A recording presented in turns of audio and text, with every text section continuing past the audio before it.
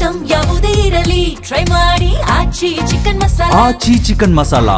ಬಳ್ಳಾರಿಯಲ್ಲಿ ಮನೆಗಳಿಗೆ ನುಗ್ಗಿದ ನೀರು, ದವಸ ಧಾನ್ಯ ನೀರು ಪಾಲು, ಊರಿಗೆ ಮಳೆ ಕಂಟಕ, ಕುಸಿದ ಸೇತುವೆ, ಇದೆಲ್ಲವನ್ನ ನೋಡೋಣ ಮುಂಗಾರು ಆರ್ಭಟ ನ್ಯೂಸ್ ಟಾಪ್ 9ನಲ್ಲಿ. ಧಾರಾಕಾರ ಮಳೆಗೆ ಬಳ್ಳಾರಿ ನಗರದಲ್ಲಿ ಭಾರೀ ಅಧ್ವಾನ ಆಗಿದೆ. ತಡರಾತ್ರಿ ಸತತವಾಗಿ 2 ಗಂಟೆ ಸುರಿದ ಮಳೆಯಿಂದಾಗಿ ತಗ್ಗು ಪ್ರದೇಶದ ಮನೆಗಳಿಗೆ ನೀರು ನುಗ್ಗಿದೆ. ಮನೆಗಳಲ್ಲಿ ಇದ್ದ ದವಸ ಧಾನ್ಯವೆಲ್ಲ ನೀರು ಪಾಲಾಗಿದೆ. ಮನೆಯಲ್ಲಿನ ನೀರು ಹೊರಹಾಕೋದಕ್ಕೆ ಮನೆ ಮಂದಿ ಹರಸಾಹಸ ಪಟ್ಟಿದ್ದಾರೆ. ಮತ್ತೊಂದು ಕಡೆ ಶೋರೂಮ್ ಒಂದರ ಅಂಡರ್ಗ್ರೌಂಡ್ಗೆ ನೀರು ನುಗ್ಗಿದೆ. ಬೈಕ್ಗಳು ನೀರಲ್ಲಿ ಮುಳುಗಿವೆ. ಜನರೇಟರ್ ಕೂಡ ನೀರು ಪಾಲಾಗಿದೆ. ನಗರದ ಇನ್ಫೆಂಟ್ರಿ ರಸ್ತೆ, ರಾಣಿ ತೋಟ ಏರಿಯಾ, ಕನೇಕಲ್ ರಸ್ತೆ ಸೇರಿದಂತೆ ಹಲವೆಡೆ ಅವಾಂತರ ಸೃಷ್ಟಿಯಾಗಿದೆ.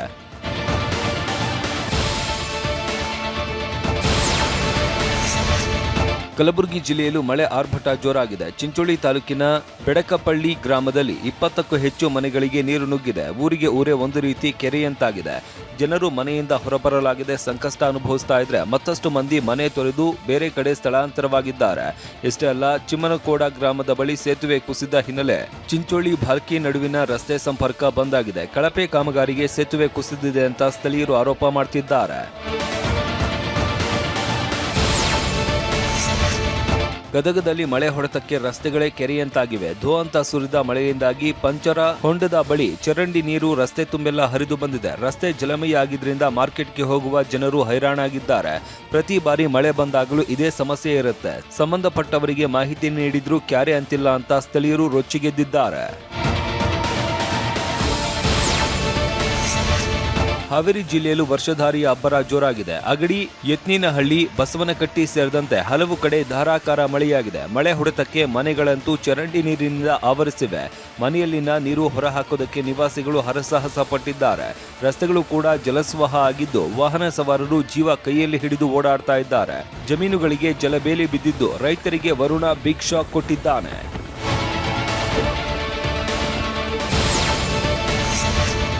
ಬಿಸಿಲಿಗೆ ಬೆಂದು ಹೋಗಿದ್ದ ಬಾಗಲಕೋಟೆ ಜನರಿಗೆ ಮಳೆರಾಯ ತಂಪೆರೆದಿದ್ದಾನೆ. ಅರ್ಧ ಗಂಟೆಗೂ ಹೆಚ್ಚು ಕಾಲ ಸುರಿದ ಮಳೆಗೆ ನವನಗರದ ರಸ್ತೆಗಳು ಜಲಾವೃತವಾಗಿವೆ.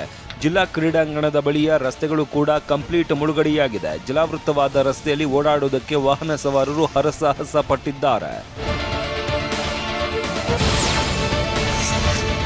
ರಾಯಚೂರಿನಲ್ಲಿ ಮಳೆಗೆ ಶಾಲೆ ಆವರಣವೇ ಜಲಾವೃತ ಆಗಿದೆ. ಮಸ್ಕಿ ತಾಲೂಕಿನ ಅಡವಿಬಾವಿ ತಾಂಡಾದಲ್ಲಿ ಅಧ್ವಾನ ಅವಾಂತರದ ದೃಶ್ಯಗಳೇ ಕಂಡುಬಂದವು. ಮಕ್ಕಳಂತೂ ನಿಂತ ನೀರಲ್ಲೇ ನಡೆದುಕೊಂಡು ಶಾಲೆ ಒಳಗೆ ಹೋಗಬೇಕಾದಂತ ಸ್ಥಿತಿ ಇದೆ. ಶಾಲಾ ಆವರಣದಲ್ಲಿ ನೀರು ನಿಲ್ಲದಂತೆ ಏನಾದರೂ ಕ್ರಮ ವಹಿಸಿ ಅಂತ ಸಂಬಂಧಪಟ್ಟವರಿಗೆ ಸಾಕಷ್ಟು ಬಾರಿ ಮನವಿ ಮಾಡಲಾಗಿತ್ತು. ಆದರೆ ಜನಪ್ರತಿನಿಧಿಗಳು, ಅಧಿಕಾರಿಗಳು ನಿದ್ರೆಗೆ ಜಾರಿದ್ದಾರೆ. ಕೇರಳಂಗೆ ಮುಂಗಾರು ಪ್ರವೇಶವಾಗಿದ್ದು ರಾಜ್ಯದಲ್ಲೂ ಮಳೆ ಚುರುಕುಗೊಂಡಿದೆ. ನಿನ್ನೆಯಷ್ಟೇ ಬೆಂಗಳೂರಿನ ಹಲವೆಡೆ ಮಳೆ ಆರ್ಭಟಿಸಿದ್ದು ರಾಜ್ಯಾದ್ಯಂತ ಮಳೆಯ ಅಬ್ಬರ ಹೆಚ್ಚಾಗುವ ಸಾಧ್ಯತೆ ಇದೆ ಅಂತ ಹವಾಮಾನ ಇಲಾಖೆ ಮುನ್ಸೂಚನೆ ನೀಡಿದೆ. ಜೂನ್ 9ರವರೆಗೆ ರಾಜ್ಯದ ವಿವಿಧ ಭಾಗಗಳಲ್ಲಿ ಗುಡುಗು, ಮಿಂಚು ಹಾಗೂ ಬಿರುಗಾಳಿಯೊಂದಿಗೆ ಮಳೆಯಾಗುವ ನಿರೀಕ್ಷೆ ಇದೆ. ಮುಂಗಾರು ವರ್ಷಧಾರೆ ಜೋರಾಗ್ತಾ ಇದ್ದು ಕರಾವಳಿಯಲ್ಲಿ ಜಿಲ್ಲಾಡಳಿತಗಳು ಹೈ ಅಲರ್ಟ್ ಘೋಷಿಸಿವೆ. 24/7 ಕಂಟ್ರೋಲ್ ರೂಮ್ ಮತ್ತು 115 ಕಾಳಜಿ ಕೇಂದ್ರವನ್ನು ಗುರುತಿಸಲಾಗಿದೆ. ಭೂಕುಸಿತ ಸ್ಥಳಗಳ ಮೇಲೆ ಹೆಚ್ಚು ನಿಗಾ ವಹಿಸುವುದಕ್ಕೆ, ಪ್ರಾಕೃತಿಕ ವಿಕೋಪ ತಡೆಯುವುದಕ್ಕೆ ಜಿಲ್ಲಾಡಳಿತ ಸಜ್ಜಾಗಿದೆ.